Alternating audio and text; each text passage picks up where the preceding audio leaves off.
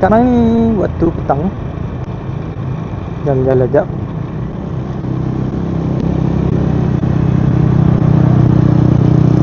Kita cuba ikut je apa ni.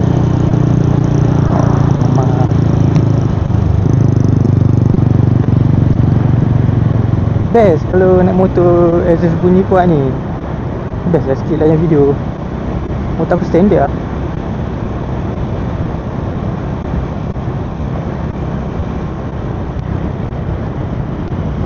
Macam ni lah view kampung. Kereta slow, motor slow.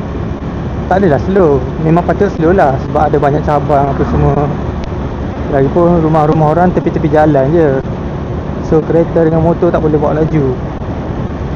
Kena bawa slow-slow saja. 60 km sejam pun dah okey dah. 60 km/h. Macam tu lah. So kalau video ni pendek ke panjang ke, sorry lah. Sebab bateri GoPro aku dah nak habis. Bila-bila masa saja dia boleh mati. Sementara tu kita teruskanlah video kita ni.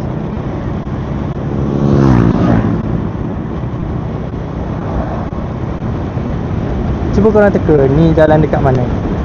Dan cuba korang teka aku berada dekat negeri mana. Kalau korang tahu, korang hebat lah.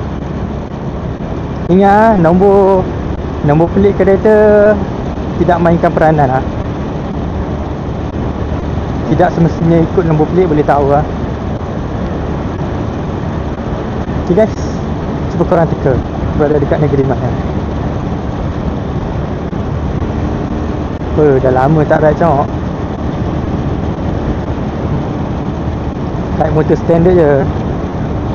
Sekarang pukul 6.30. Macam tu 6.30.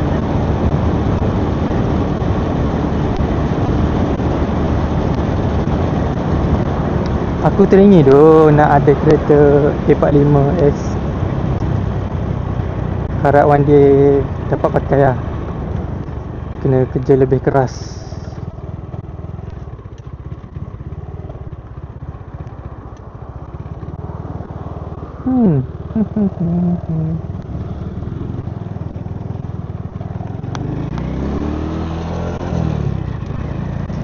Kerja lebih keras guys.